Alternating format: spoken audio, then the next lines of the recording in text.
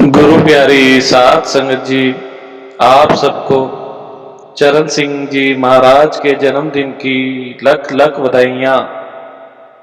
साध संगत जी, महाराज चरण सिंह जी का जन्म 12 दिसंबर 1916 को उनके ननिहाल मोंगा पंजाब, जो पहले फिरोजपुर जिले में हुआ करता था, उनके पिता का नाम सरदार हरबंस सिंह जी गरेवाल था और उनकी माता जी का नाम श्याम कौर जी था। महाराज सावन जी सिंह जी उनके दादाजी थे।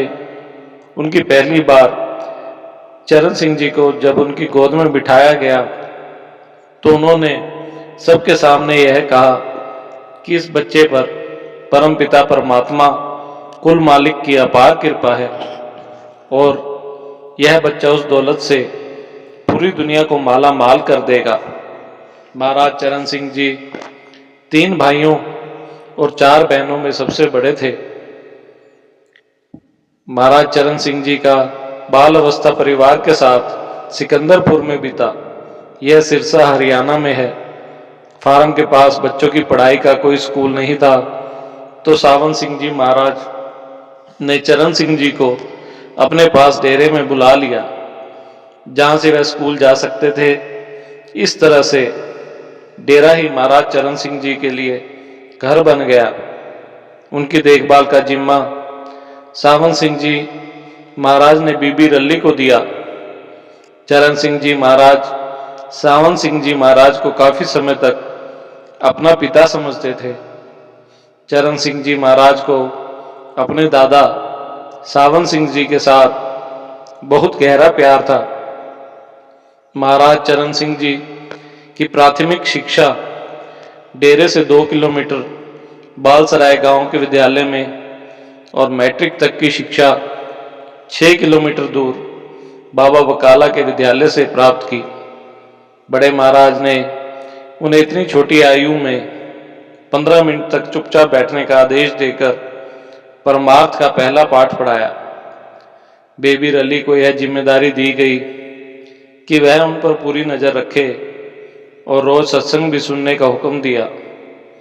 बीबी रली, जो अपनी सेवा में प्रसिद्ध थी, महाराज सावन सिंह जी के आदेश को पूरी दृढ़ता से पालन किया। चरण सिंह जी का अपने दादा के प्रति कितना प्यार था, लोग इस बात का प्रमाण देकर सुनाते थे। एक बार सावन सिंह जी ने आपसे पूछा कि तुम बड़े होकर पुत्र बनोगे, कुपुत्र या सुपुत्र? तब चरण सिंह जी ने पूछा कि दादाजी, इन तीनों में क्या अंतर है? तो बड़े महाराज जी ने समझाया कि पुत्र बाप दादा से मिली संपत्ति को ना बढ़ाता है और ना ही खत्म करता है, और जो कुपुत्र होता है वह बाप दादा से मिली संपत्ति को व्यर्थ गवा देता है, और जो सुपुत्र होता है वह बाप दादा की संपत्ति का सही ढंग से प्रयोग करता है और उसे कई गुना बढ़ा चढ़ा कर देता है। महाराज चरण सिंह जी ने कहा, दादाजी, बनना तो सभी सुपुत्र चाहते हैं, लेकिन सब आपके हाथ में ही है कि आप क्या बनाना चाहते हैं। उन्होंने अपने आप को महाराज सावन सिंह जी के सुपुत्र कर दिया कि जैसा चाहे उन्हें ढालें। आप सावन सिंह महाराज जी के कदमों पर चले और 1933 में आपने मैट्रिक की परीक्षा पास की। कॉलेज तक पहुंचते पहुंचते आप टेनिस में निपुण हो गए। जब आप कॉलेज में थे तो आप हर छुट्टी पर आप डेरे आ जाते थे। अपने साथ अपने दोस्तों के साथ मिलकर एक ऐसा सेवा जत्था बनाया कि जब भी वहां पर सेवा की जरूरत हो तो सभी दोस्त पहुंच जाते थे। उस समय डेरे में बिजली का कोई प्रबंध नहीं था। जब गर्मियों में सत्संग होता था तब आपको सावन सिंह जी महाराज को पंखा करने की सेवा दी जाती थी। 22 वर्ष की आयु में आपने रावलपिंडी से बीए की डिग्री प्राप्त की और वकालत पढ़ने के लिए आप लाहौर चले गए। 1942 में वकालत करने के बाद आपने वकालत शुरू कर दी। उससे आपको जो भी आमदनी होती थी वह आप बड़े महाराज जी के हाथ में दे देते थे। जो घर के मुखिया थे, बड़े महाराज जी जितना ठीक समझते आपको गुजारे के लिए दे देते थे। 1943 में आपका विवाह हरजीत कौर से हुआ। आपके पिता का स्वास्थ्य ठीक नहीं था, इसलिए आप वकालत छोड़कर आ गए और सिरसा में वकालत शुरू करी। 3 वर्ष के बाद सरदार बहादुर सिंह जी महाराज ने आपको अपना उत्तराधिकारी नियुक्त कर दिया। उस समय आपके 3 छोटे छोटे बच्चे थे। तब आपने छोटे भाई ने सेना की नौकरी छोड़कर संयुक्त परिवार की पूरी जिम्मेदारी अपने ऊपर ले ली, ताकि आप बहादुर सिंह जी महाराज द्वारा छोड़ी गई जिम्मेवारी को पूरा कर सकें। महाराज चरण सिंह जी ने लगभग 4 दशकों तक डेरा ब्यास में सेवा का कार्य संभाला। आपने महाराज सामंत सिंह जी से दीक्षा ली, जो उनके दादा और महाराज जगत सिंह जी के उत्तराधिकारी थे। जब तक महाराज जी को सतगुरु के रूप में नियुक्त किया गया, तब तक डेरा बढ़ चुका था और पूरे भारत में कई सत्संग केंद्र स्थापित हो चुके थे। प्रशासनिक मामलों में उनकी व्यवहारिक समझना उन्हें प्रशासनिक ढांचे में बदलाव करने की अनुमति दी, जो संगठन को तेजी से बदलने, आधुनिक दुनिया में सुचारू रूप से ले जाए। 1957 में महाराज जी ने डेरा की सभी संपत्तियों को एक चैरिटेबल ट्रस्ट राधा स्वामी सत्संग ब्यास सोसाइटी में रख दिया। महाराज जी ने स्वयं समाज के लिए संविधान, नियमों और वन नियमों को तैयार करने में मदद की। इस मामले में उनके नेतृत्व में एक प्रशासनिक ढांचा तैयार किया गया, जिसके तहत उसकी गतिविधियों का संचालन जारी है।